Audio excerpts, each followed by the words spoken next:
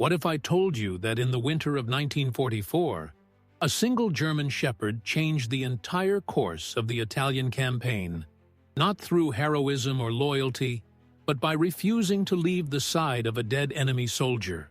What if the object that dog protected so fiercely contained information so devastating that it forced Allied commanders to abandon weeks of planning and rewrite their strategy from scratch? And what if that information revealed a conspiracy so vast that its full scope remained classified for over 50 years? Before we go deeper into this buried chapter of history, I need something from you. First, comment below and let me know where you're watching from. This channel exists because viewers like you care about the truth that powerful forces want to keep hidden. Second, hit that subscribe button right now. These stories are being suppressed, and without your support, they disappear forever. Now, let me show you what really happened on that frozen road in Italy. The morning of January 14th, 1944, arrived in the hills south of Cassino, with the kind of bitter cold that made every breath visible and turned the muddy roads into sheets of treacherous ice. Staff Sergeant William Kowalski of the Fifth Army's intelligence section stood beside his jeep, studying the wreckage through field glasses, while his driver, Private First Class Anthony Delgado, kept the engine running for what little heat it provided. The German staff car had gone off the road sometime during the night, missed a curve on the mountain pass, and tumbled nearly 200 feet down a steep ravine before coming to rest against a cluster of rocks. From Kowalski's vantage point half a mile away, the vehicle looked like a broken toy, its roof crushed, its doors hanging open, surrounded by debris scattered across the hillside. What made the scene unusual was the dog. Even from this distance, Kowalski could see the animal clearly through his binoculars. A large German shepherd, moving in tight circles around the wreckage, never straying more than 20 feet from the ruined car. It would pace around the vehicle, stop to look down the hill, as if expecting someone to climb up, then resume its circuit. The pattern repeated with mechanical precision, over and over, and had apparently been going on long enough that the dog had worn a visible path in the frost-covered grass. Could be a trap, Delgado observed. He was from El Paso, Texas, a mechanic before the war who'd proven to have sharp instincts about when things didn't feel right. Germans are getting desperate. They'll try anything. Trap with a dog? Kowalski lowered his binoculars. That's pretty elaborate for a single staff car on a back road. Maybe someone really wants us to investigate that wreck. Kowalski considered this. The area they were in, the mountains between Route 6 and the Rapido River, had been a no-man's land for weeks, too exposed for major troop movements, too rugged for armor, useful mainly for reconnaissance patrols and artillery spotters. The Germans held the high ground around Monte Cassino to the north. The Allies controlled the valleys to the south, and everything in between was contested territory where death came suddenly and without warning. A German staff car this far behind what should have been their own lines was unusual enough. The fact that it had crashed without anyone recovering the wreckage or its occupants was even stranger. And the dog, that endlessly circling dog, turned the whole situation into something that demanded investigation. We're going to take a look, Kowalski decided, but carefully, very carefully. They approached from below, using the ravine itself for cover, their weapons ready for an ambush that never came. The only sound was the wind through the bare trees, and, as they got closer, the soft whining of the German shepherd as it maintained its vigil around the wreck. The staff car was a Mercedes, or had been before its violent descent down the hillside. The impact had been catastrophic. The entire front end was compressed, the windshield shattered, and the passenger compartment crushed to perhaps half its original height. No one could have survived the crash. That much was immediately obvious.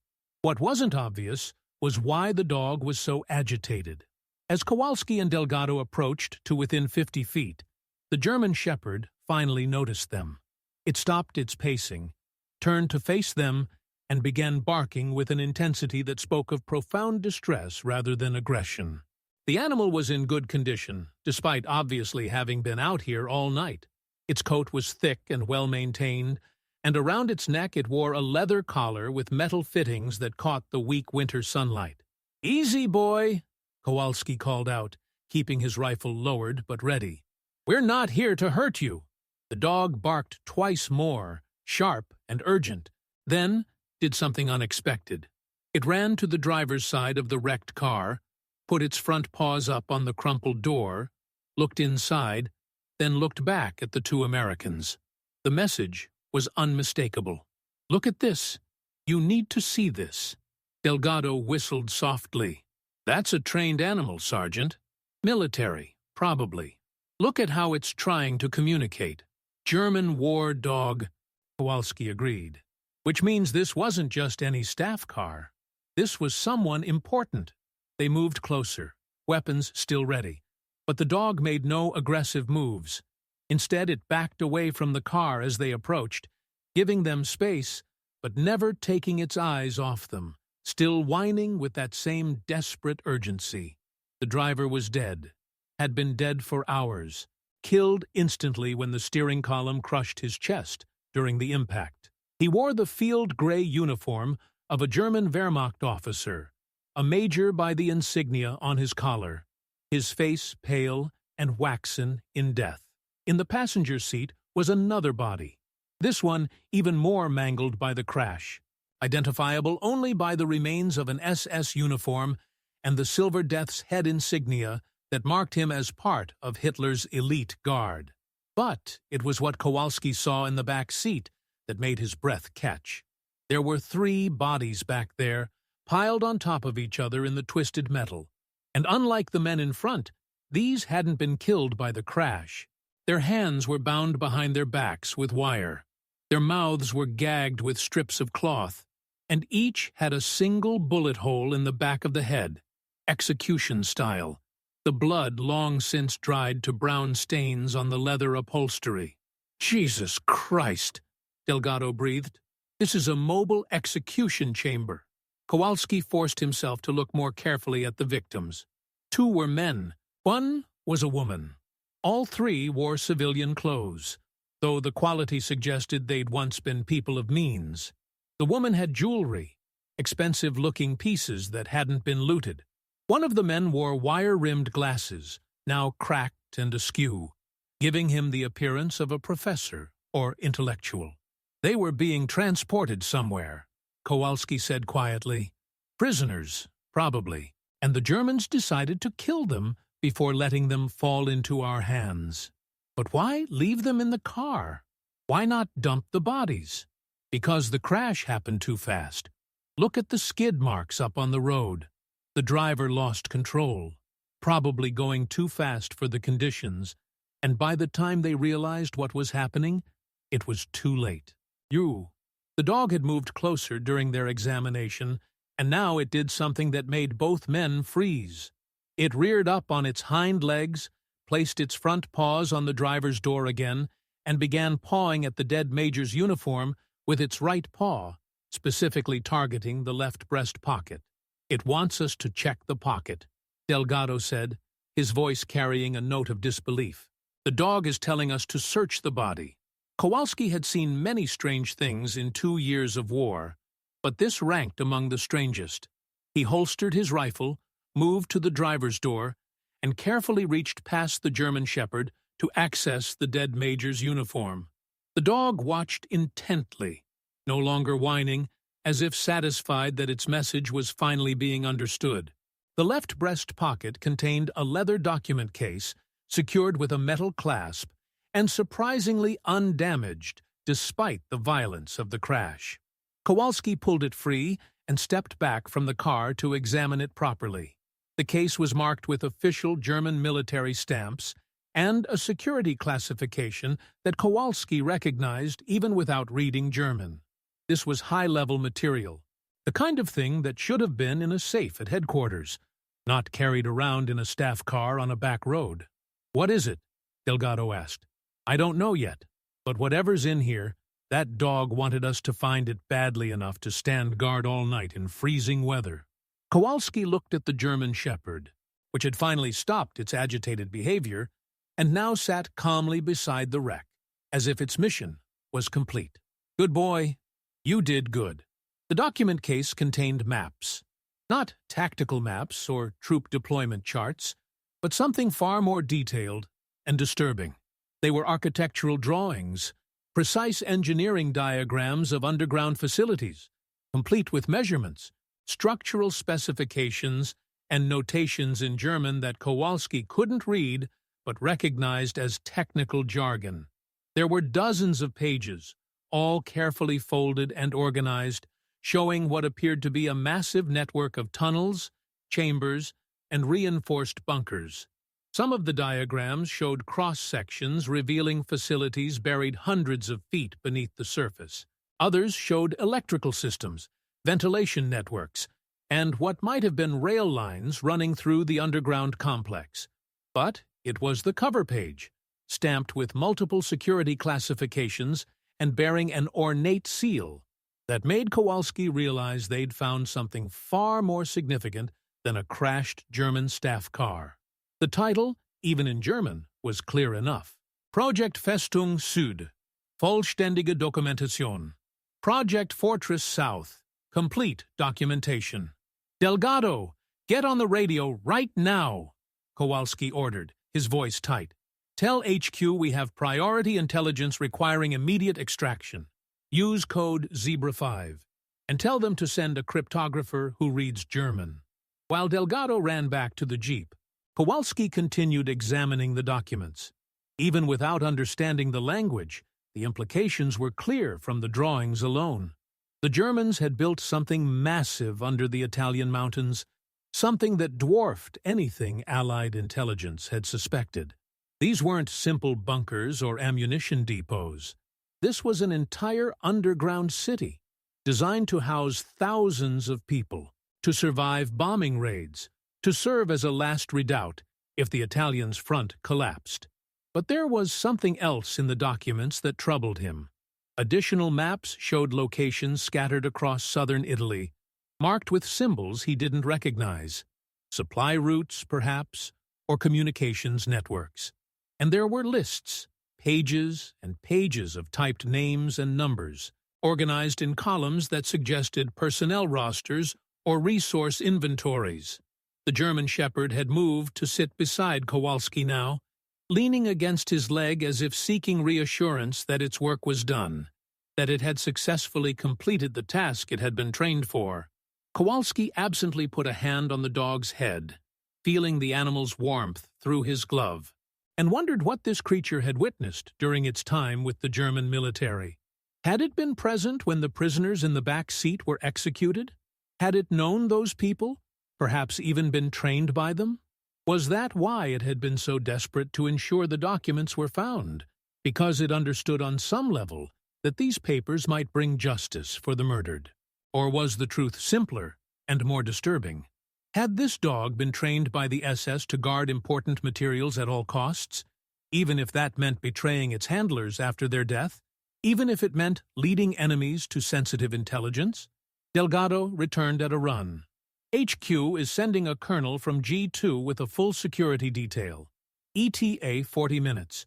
They want us to secure the site and touch nothing else until they arrive. Too late for that, but make sure no one else comes near this wreck. And Delgado, don't mention the dog in your report. Sir, just trust me on this. That animal is military intelligence property now, and the less said about how we found these documents, the better. Ordered. The extraction team that arrived 90 minutes later consisted of Colonel Harrison Wells from Army Intelligence, 6 armed MPs, a captain who spoke fluent German, and a photographer who immediately began documenting everything.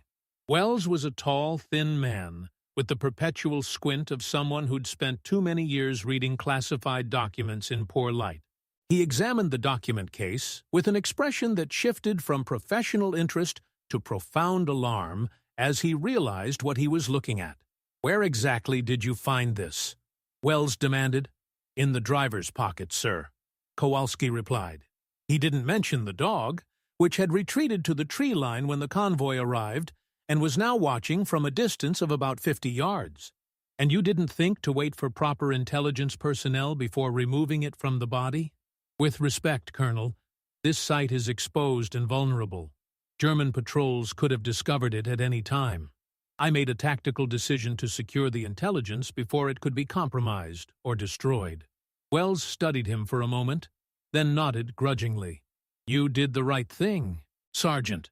But from this moment on, everything you saw here is classified top secret. You will not discuss it with anyone, including your own officers, without my express authorization. Is that clear?" "Yes, sir." While the captain translated the documents and the photographer recorded the scene, Wells pulled Kowalski aside. "Tell me everything. Start from when you first spotted the wreck, and don't leave anything out." Kowalski told him about the crash, the bodies, the executed prisoners, and carefully omitted any mention of the German Shepherd. But Wells was too experienced an intelligence officer to miss the obvious question. "How did you know to check that specific pocket? There could have been dozens of places in that car where documents might be hidden. Why did you go directly to the driver's left breast pocket?" Kowalski hesitated, knowing that his answer would either be believed or mark him as a liar. "I saw the corner of the case showing through the fabric, sir. The impact must have shifted his uniform enough to make it visible." It was a thin explanation, and Wells clearly knew it. But before he could press further, the translating captain called out, "Colonel, you need to see this. Right now." They gathered around as the captain spread several of the documents on the hood of a jeep, weighing down the corners against the wind. His face had gone pale, and his hands shook slightly as he pointed to specific passages. "This isn't just a fortification project," he said. "According to these documents, the Germans have been using Italian civilians as forced labor to build these facilities. Thousands of them, taken from villages throughout the region. And, sir, there are references here to experimental medical programs, to scientific research being conducted in the deepest sections of the complex." "CT. What kind of research?" Wells demanded. The documents use euphemisms, but reading between the lines, it appears to be continuation of work that started in German concentration camps. Human experimentation. The SS connection makes sense now. This isn't a military project. It's an SS operation using military resources as cover. The implications hit everyone simultaneously. If the Germans were building underground cities in Italy using slave labor and conducting medical experiments, it meant the horrors of the concentration camps weren't confined to occupied Eastern Europe. It meant the SS had brought their nightmare to Western Europe, right under the noses of the Allied armies, and had been doing it for months, or possibly years. Wells looked at the maps again, his expression grim. "These locations marked with red circles. What are they?" The captain consulted his notes. "According to the legend, they're designated as secondary facilities, smaller installations, possibly research sites or processing centers. There are 23 of them marked across southern Italy. Processing centers for what? The document doesn't specify, but given the context, I would assume they're collection points where civilians are held before being transported to the main facility." Kowalski felt sick. They'd been fighting their way up the Italian peninsula for months, focused on tactical objectives and strategic positions, while the Germans had been building an entire infrastructure of horror beneath their feet. How many people had disappeared into those tunnels? How many villages had been emptied? And how much of this had Italian civilians known, but been too terrified to report? Wells made his decision quickly. "We need to get this to General Clark immediately. This changes everything. If these facilities exist as described, we can't just bypass them in our advance. We need to locate them, secure them, and evacuate any survivors before the Germans have a chance to destroy evidence or eliminate witnesses." "What about the wreck, sir?" one of the MPs asked. "Do we recover the bodies?" "Everything. Bodies, vehicle, every piece of debris. I want this site cleaned so thoroughly that anyone coming after us thinks nothing ever happened here. And the prisoners in the back seat, make sure their personal effects are documented. Someone somewhere is looking for these people, and they deserve to know what happened. The work of recovering the crash site took the rest of the day. The bodies were wrapped and loaded onto trucks. The staff car, crushed and broken as it was winched onto a flatbed. Every piece of paper, every personal item, every fragment of metal or glass that might contain information was collected and catalogued. And through it all, the German shepherd watched from the tree line, never approaching but never leaving, as if supervising the humans to ensure they did the job properly. As the convoy prepared to depart, Kowalski walked back to where the dog waited. He had no authority to do what he was about to do, and if Wells found out, it could mean serious trouble. But looking into that animal's intelligent eyes, remembering how desperately it had tried to communicate, how loyally it had guarded those documents through the freezing night, he couldn't just leave it here. "Come on, boy," he said quietly, pulling a piece of hard bread from his pocket. "You're coming with us. You've earned that much." The dog considered him for a long moment, then stood and walked forward to take the bread delicately from his hand. It followed him back to his jeep without hesitation, jumped into the back seat when Kowalski opened the door, and settled down as if this had been the plan all along. Delgado raised an eyebrow but said nothing. Some things didn't need explanation. They drove back to headquarters in silence, the document case secured in a locked box between them, the weight of what they'd discovered pressing down like the cold Italian winter. Behind them, the site where the German staff car had crashed was empty now, just another piece of scarred landscape in a country that had seen too much war. But the consequences of what that dog had found, what it had so desperately wanted humans to discover, were only beginning to unfold. The briefing room at Fifth Army headquarters in Caserta was crowded with officers whose combined rank represented more authority than Kowalski had ever been in the presence of. General Mark Clark sat at the head of the table, his face carved from stone as he listened to Colonel Wells present the findings from the crashed staff car. Maps covered every available wall, and the documents recovered from the wreck were spread across a large table under armed guard. Kowalski stood at attention near the back of the room, officially present as the discoverer of the intelligence, but practically invisible among the senior officers. The German shepherd, which he'd managed to smuggle into the building by claiming it was a newly assigned scouting animal, waited outside with Delgado. "Let me understand this correctly," General Clark said, his voice dangerously quiet. "The Germans have built a network of underground facilities throughout southern Italy, using civilian slave labor, for purposes that include medical experimentation. And we had no intelligence on this whatsoever?"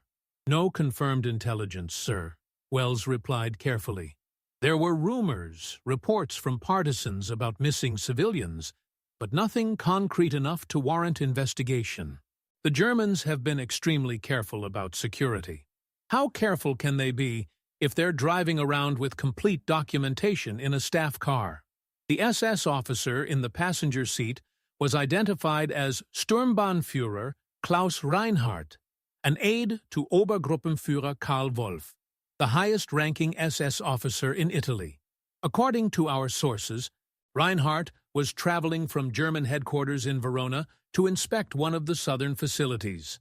The major driving was from the Wehrmacht Engineering Corps, probably serving as escort and technical advisor.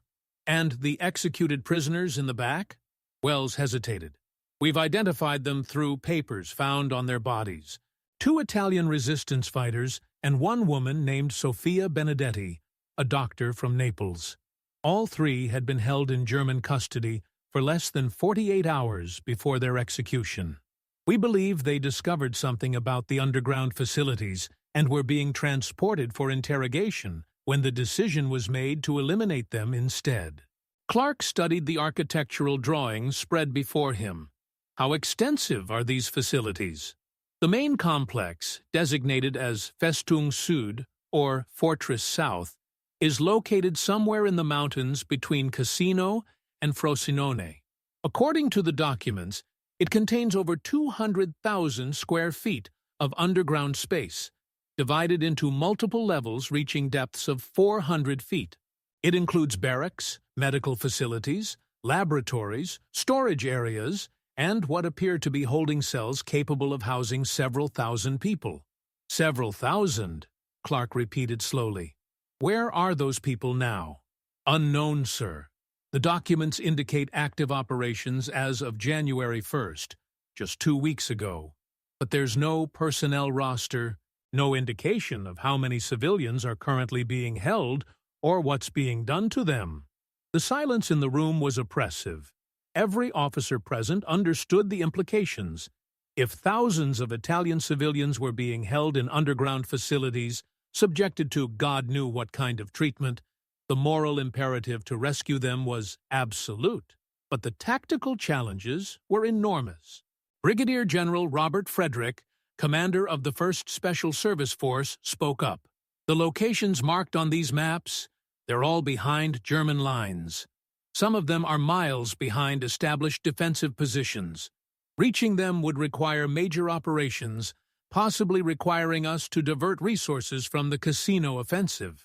Then we divert resources, Clark said flatly. I'm not leaving thousands of civilians in SS hands while we worry about timetables.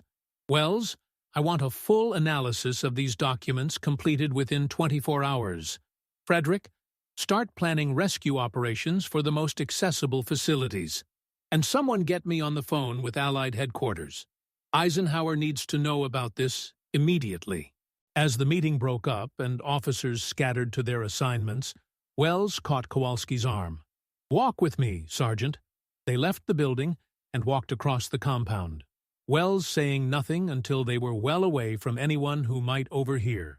The German shepherd, still waiting with Delgado, stood up when it saw Kowalski approach. That's an interesting animal you've acquired, Wells observed. Military working dog, by the look of it. German breed, German training. Where exactly did you find it? Kowalski had known this moment would come. It was at the crash site, sir, guarding the wreck. And you didn't think to mention this in your initial report? No, sir. I wasn't sure how relevant it was. Wells stopped walking and turned to face him directly. Sergeant, I've been in intelligence work for 15 years. I know when someone's lying to me, and I know when someone's protecting a source. That dog didn't just happen to be at the crash site. It led you to those documents, didn't it? It specifically directed you to the driver's pocket. There was no point in denying it. Yes, sir. The dog was circling the wreck when we arrived, and it made clear it wanted us to search the body. I didn't include it in the report because I didn't think anyone would believe me.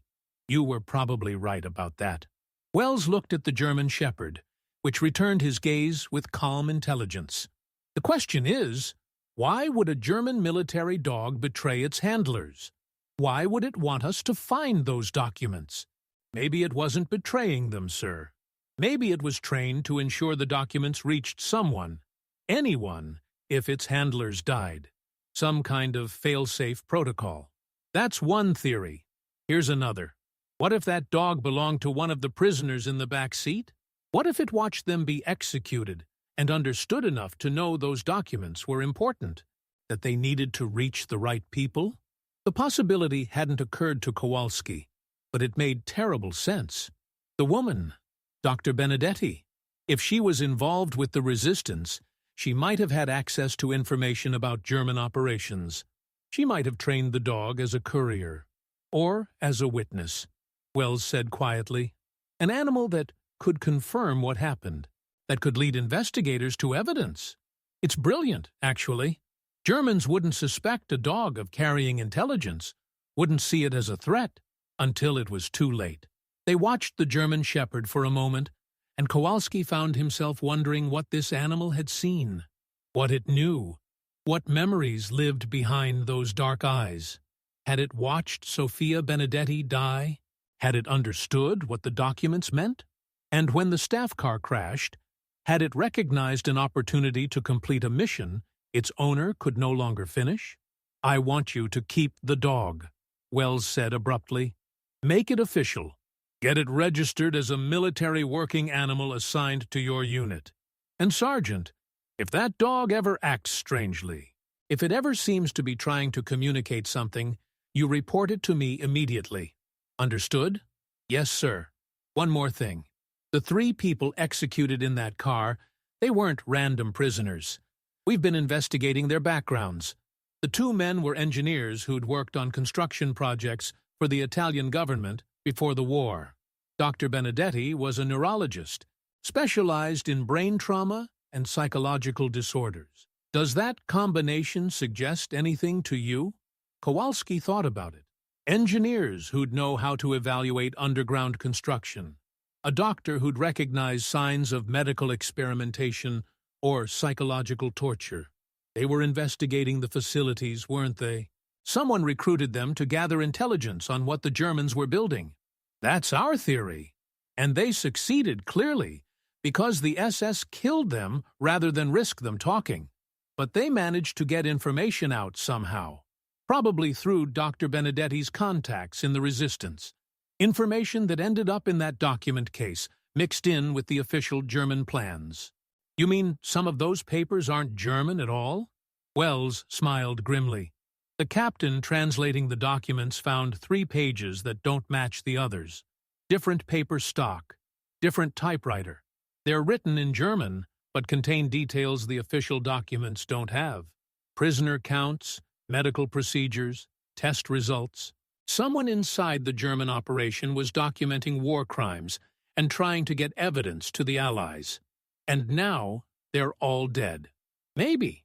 Or maybe there are others still inside those facilities, still gathering evidence, waiting for rescue. Which is why finding these underground complexes just became the top priority for Fifth Army operations. Over the following 72 hours, the intelligence from the crashed staff car transformed Allied strategy in Italy. Reconnaissance aircraft photographed the locations marked on the German maps, revealing carefully camouflaged ventilation shafts and access points. Partisan networks were activated to gather information from locals about missing civilians and suspicious German activity. And Special Forces units began planning raids on the smaller facilities, the secondary sites that might be vulnerable to swift assault. Kowalski found himself reassigned to Colonel Wells's intelligence section, officially as a liaison, but practically as the handler for the German Shepherd, which had been given the name Victor by the men who'd started calling it the unit mascot. The dog proved invaluable, demonstrating an ability to detect hidden entrances and underground spaces that no human could match. It was as if Victor could sense the hollowness beneath the earth, could identify places where natural stone had been excavated and reinforced. On January 23rd, 9 days after the discovery of the crashed staff car, the 1st Special Service Force launched a raid on one of the secondary facilities marked on the German maps. The location was a farm property in the hills east of Venafro, occupied by German troops and showing no obvious signs of underground construction. Victor accompanied the assault force, and within minutes of arriving on site, the dog had located a concealed entrance hidden beneath a barn floor. What they found below justified every fear the documents had raised. The facility was small by the standards of Festung Süd, perhaps 20 rooms carved into the limestone bedrock, but every room told a story of systematic horror. Holding cells contained the remains of civilians who died from starvation, disease, or simple neglect. A medical examination room held equipment designed not for healing, but for inflicting precisely calibrated pain. And in what appeared to be an administrative office, filing cabinets contained meticulous records of experiments conducted on unwilling subjects, noting their responses to various drugs, their tolerance for different forms of torture, their psychological breaking points documented with scientific detachment. But most damning were the empty rooms, spaces clearly designed to hold far more people than the few dozen bodies found on site. Someone had evacuated the facility recently, probably within the last week, taking the surviving prisoners to another location. The Germans knew the Allies had found the documents. They were closing down the exposed sites and moving operations to facilities still secret. "They're destroying evidence," Wells said as he examined the filing cabinets. "Everything that can be moved is being relocated. Everything that can't be moved is being killed. We're in a race against time, and they have a head start." The raid on the Venafro facility was followed by others. Over the next 3 weeks, Special Forces units hit 6 more secondary sites, each revealing similar horrors and similar evidence of recent evacuation. The pattern was clear. The Germans were systematically erasing their underground network, collapsing tunnels, burning documents, and eliminating witnesses. By the time Allied forces could reach each location, most of the prisoners were already gone. But Victor kept finding things the Germans had missed. Hidden compartments containing copies of records, concealed spaces where prisoners had scratched messages on walls, buried caches of personal effects taken from victims, carefully preserved by someone who wanted evidence to survive. The dog had an uncanny ability to locate exactly the kind of information Wells needed, as if it understood the mission on a level beyond simple training. "That animal is spooky," Captain James Brennan, the German translator, commented one evening as they reviewed materials recovered from the latest raid. "It's like it knows what we're looking for before we do." "Maybe it does," Kowalski replied, watching Victor lie peacefully by the stove. "Maybe Dr. Benedetti trained it not just to find things, but to understand what was important, to recognize evidence of crimes. You can't train a dog to understand legal concepts. Can't you? Dogs understand right and wrong on some level. They recognize cruelty, recognize suffering. Maybe Victor learned to associate certain things, certain smells or sounds or spatial arrangements, with the bad things that happened to people it cared about. Maybe it's not looking for evidence. Maybe it's looking for justice." Brennan considered this. "That's either the most insightful thing I've heard all week or the most insane. I honestly can't decide which." The breakthrough came on February 15th, exactly 1 month after the discovery of the crashed staff car. Victor, working with a patrol in the mountains south of Casino, began exhibiting unusual behavior near what appeared to be a natural cave entrance. The dog refused to enter the cave but circled the entrance repeatedly, barking in short, urgent bursts that the handlers had learned meant something significant was nearby. Investigation revealed that the cave was actually a carefully disguised ventilation shaft for a massive underground facility, far larger than any of the secondary sites they'd raided. The shaft descended 400 feet, exactly matching the depth specifications in the documents recovered from the crash. They'd found it, Festung Süd, the main complex. General Clark ordered an immediate assault, but reconnaissance revealed the scope of the challenge. The facility had multiple entrances, all heavily fortified. German troops were positioned throughout the underground complex, estimated at battalion strength or more, and aerial photography showed signs of recent activity, suggesting the facility was still operational, still holding prisoners. The battle for Festung Süd lasted 3 days. Special Forces units entered through ventilation shafts, while regular infantry assaulted the main entrances. Fighting in the underground tunnels was brutal. Close-quarters combat in darkness, lit only by muzzle flashes and flickering electric lights. The Germans defended every room, every corridor, fighting with the desperation of men who knew what evidence their facility contained and what would happen to them if it fell into Allied hands. Victor went in with the first wave, leading soldiers through the maze of tunnels with the confidence of an animal that somehow understood the layout. The dog found trapped civilians in sealed rooms, located hidden exits the Germans were using to evacuate personnel, and on 2 occasions alerted soldiers to ambushes before they walked into kill zones. On the 3rd day, as Allied forces secured the deepest levels of the complex, they found what the Germans had been trying to protect: medical laboratories filled with equipment and records documenting years of experimentation, holding cells containing nearly 800 surviving civilians, starving and traumatized but alive, and in a locked archive room, filing cabinets containing detailed documentation of every experiment, every prisoner, every death, all preserved with the same bureaucratic precision the SS had demonstrated throughout their reign of terror.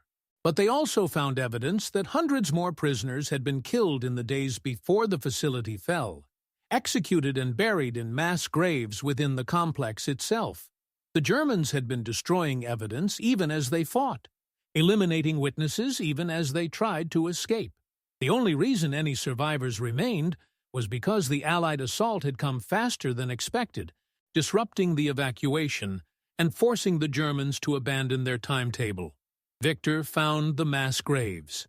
The dog led soldiers to a section of the complex that maps indicated should have been storage areas, but instead contained hastily covered pits filled with bodies. Among the dead, investigators found the remains of people who matched descriptions of missing engineers, doctors, resistance fighters, anyone who might have possessed information about the facility or could testify about what happened there.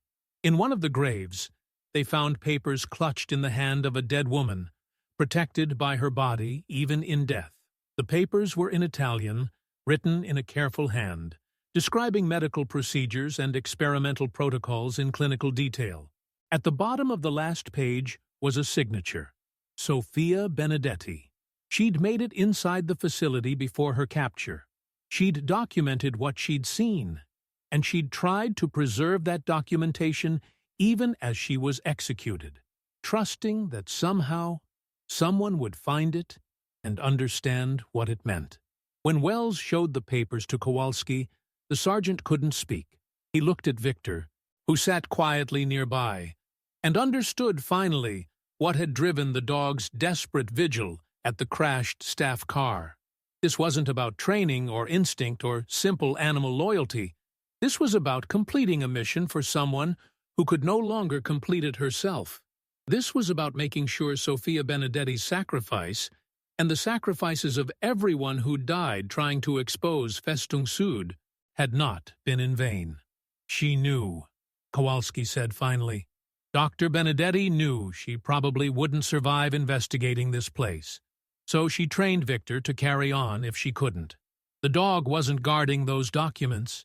It was delivering them, completing the mission she'd started. Wells nodded slowly. The SS officer in the staff car, Reinhardt, he must have realized the dog was more than just a pet. That's why they were transporting it with the prisoners. They were going to interrogate it somehow, try to figure out if it had been used as a courier. But the crash happened first, and Victor got one more chance to complete its mission. The liberation of Festung Süd made international headlines, though the full details of what had been found remained classified for decades. 837 civilians were rescued from the facility, though many would never fully recover from their ordeal. The documentation captured in the archive rooms would be used in war crimes trials for years to come, helping to convict dozens of SS officers and German officials of crimes against humanity. And Victor became something of a legend, the dog that had helped crack open one of the war's most closely guarded secrets.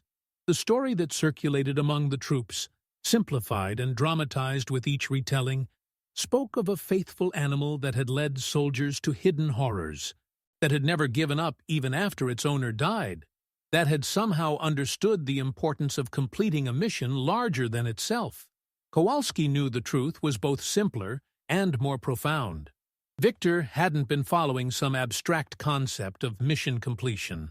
The dog had been trying to save people, to prevent more suffering like what it had witnessed, to honor someone who had shown it kindness in a world gone mad with cruelty. That was understanding enough.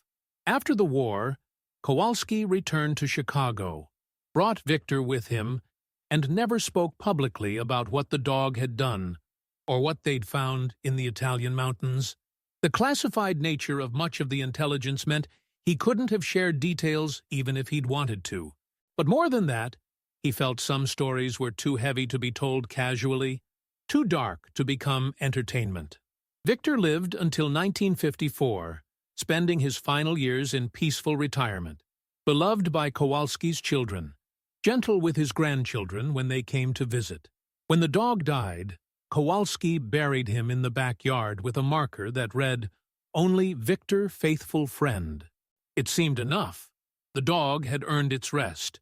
But on certain nights, particularly in winter when the cold reminded him of Italian mountains and frozen roads, Kowalski would stand at his window and think about Sofia Benedetti, about her courage in documenting horrors even as she knew it would cost her life, about her genius in training an animal to carry on a mission humans couldn't complete. And he would think about the 837 people pulled from Festung Süd, who owed their lives to a doctor they'd never met, and a dog that refused to give up. The documents from the crashed staff car remained classified until 1997, over 50 years after the events they described. When they were finally declassified and made available to researchers, the full scope of what had been discovered became public knowledge. Festung Süd was revealed as part of a network of over 40 underground facilities built by the SS throughout Italy, designed to serve as last refuges if the German position collapsed and as locations for experiments the SS didn't want conducted on German soil. The total number of civilians who passed through these facilities was never definitively established.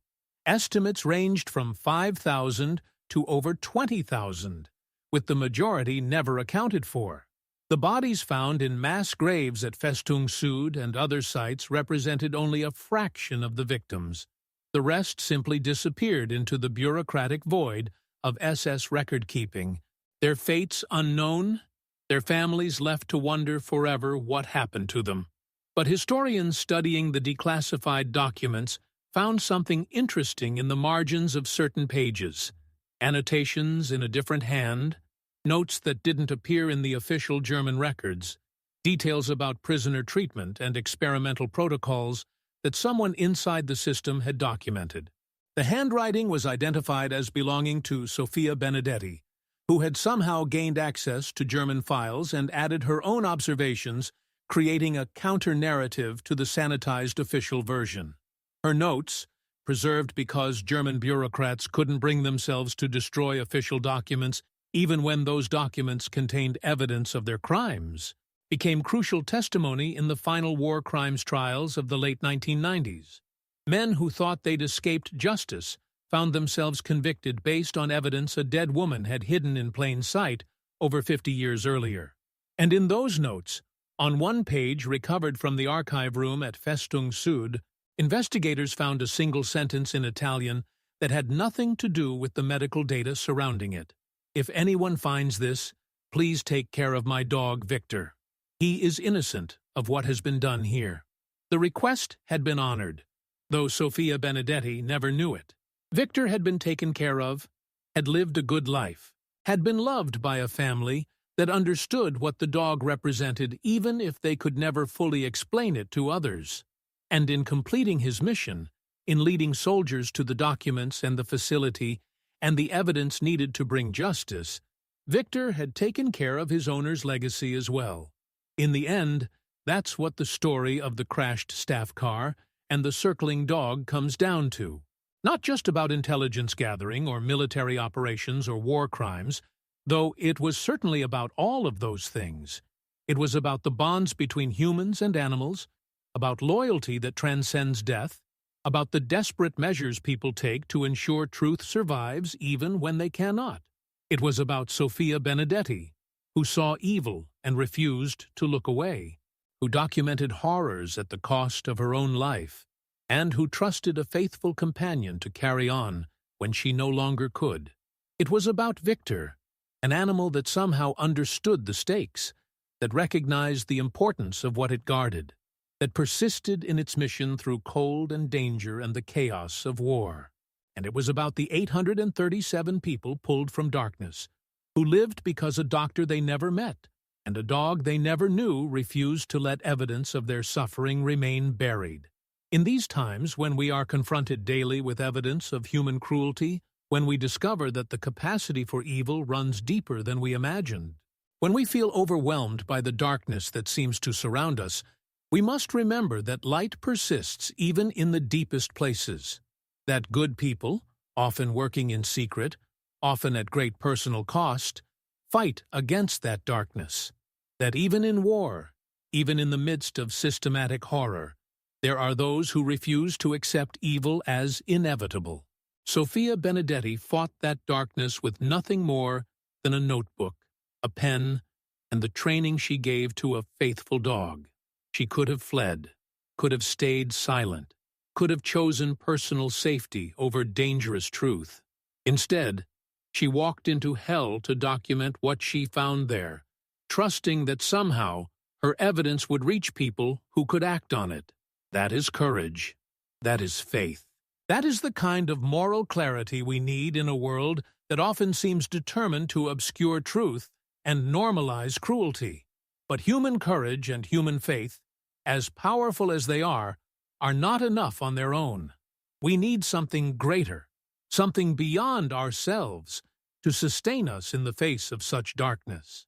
We need the strength that comes from knowing we are not alone in the fight, that there is a power greater than human evil, that justice ultimately prevails not through our efforts alone, but through divine grace.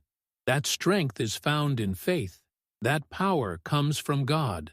That justice flows from Jesus Christ, who taught us to stand against cruelty, to defend the helpless, to bear witness to truth no matter the cost. Sophia Benedetti walked into darkness trusting that light would prevail. She died believing that her work mattered, that truth mattered, that the lives of those 837 prisoners mattered enough to sacrifice everything. That kind of faith, that absolute commitment to doing right, regardless of personal cost, is the foundation of everything good in this world. And it is sustained, ultimately, by faith in something greater than ourselves, by trust in God's plan, by belief in Jesus Christ's promise that those who hunger and thirst for righteousness will be satisfied, that those who mourn will be comforted, that those who are persecuted for doing right will inherit the kingdom of heaven. Turn to that faith. Seek that strength. In a world where darkness sometimes seems overwhelming, where evil operates in shadows and truth is buried in unmarked graves, we need the light that only God can provide. We need the courage that comes from knowing we fight on the side of eternal justice. We need the hope that springs from Jesus Christ's promise that love, ultimately, is stronger than hate, that life triumphs over death, the truth prevails over lies. The story of Victor and Sophia Benedetti reminds us that even the smallest acts of courage matter, that even when we cannot see the outcome, fighting for what is right is never wasted. But it also reminds us that human courage needs divine support, that our strength comes from a source beyond ourselves, that in the darkest hours we must turn to God and trust in His plan. Do not face the darkness alone. Do not fight evil with only your own strength. Turn to God. Trust in Jesus Christ, and know that in doing so, you join an eternal struggle where the outcome is already assured, where light has already defeated darkness, where love has already conquered hate. That is the true lesson of that frozen January morning in Italy.